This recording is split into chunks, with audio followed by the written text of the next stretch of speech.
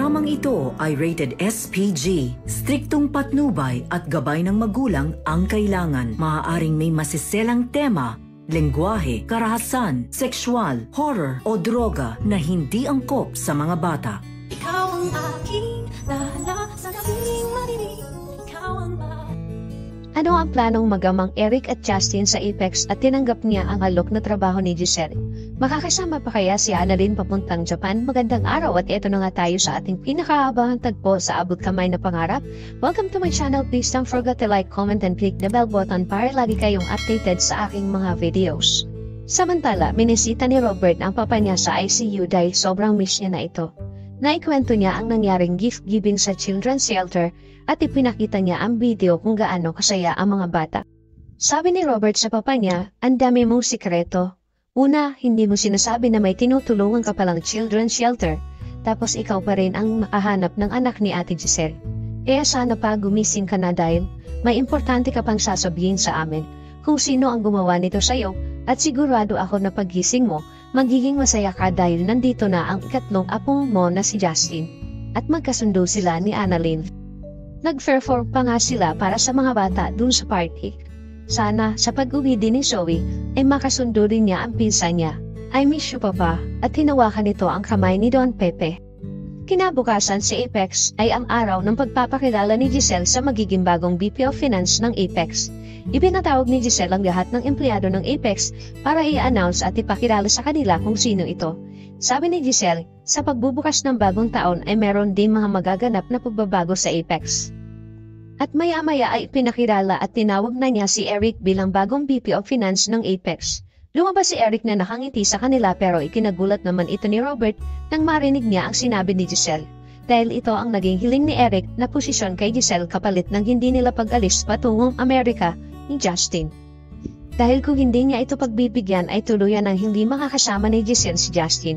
Ginamit ni Eric si Justin para makuha niya ang mataas na posisyon sa Apex nang sa ganun ay madali nilang maisagawa ang balak niyang pag-angkin sa Apex Hospital. Ibinigay ni Giselle ang posisyon kay Eric dahil sa pag-aakala nito na ito ang magiging daan para magkaayos sila ng anak niyang si Justin. Ang hindi alam ni Giselle ay may maitim na balak si Eric sa kanilang pamilya. Pinalakpakan naman ng empleyado ang bagong VP of Finance ng Apex at kinongratulate nila ito.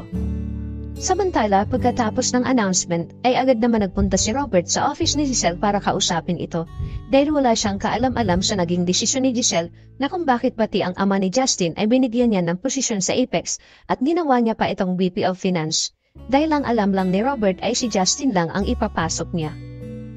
Galit na sinabi ni Robert sa ate niya na bakit hindi mo sinabi sa akin na si Eric ang gagawin mong VP of Finance. Hindi mo pa nga kilala masyado ang taong yan. Binigyan mo agad ng mataas na posisyon dito sa Apex.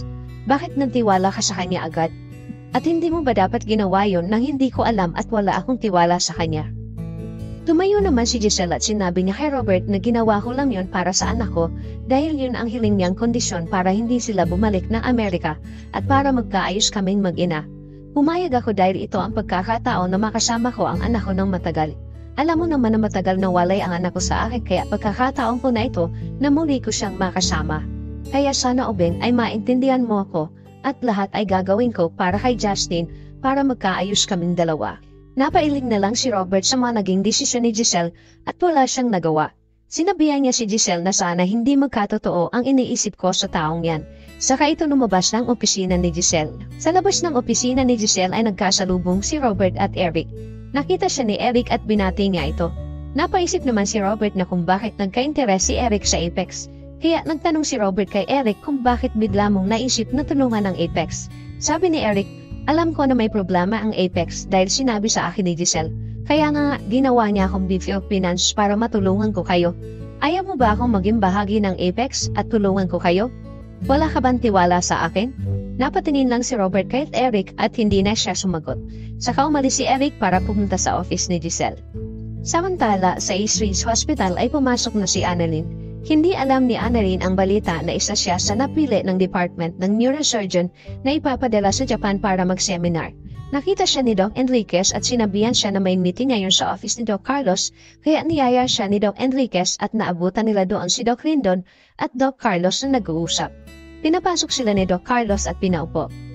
Maya-maya ay sinabihan ni Carlos si Annalyn na gusto kong malaman mo na isa ka sa recommendation ng Neurosurgeon Department na ipapadala sa Japan. Naging excited si Annalyn sa narinig niyang sinabi ni Carlos at tahimik lang siyang nakikinig. Nang biglang sabihin ni Carlos nang dahil balak mong bumalik sa Apex, I decided not to give you the slot. Ikinagulat ito ni Annalyn. Sabi ni Annalyn na, Dok, wala naman po akong sinasabi na babalik na ako ng Apex. At kung iniisip niyo po na babalik ako ng Apex, nagkakamali po kayo, Dok. Hindi ko po iiwan ang Eastridge. Sabi ni Carlos na narinig ko sa tatay mo na pinababalik ka na niya sa Apex. At malamang ay hindi mo matatanggihan ang alok sa'yo ng tatay mo na bumalik ng Apex. Hindi na kumibo si Annalyn at saka nagpaalam na si Carlos.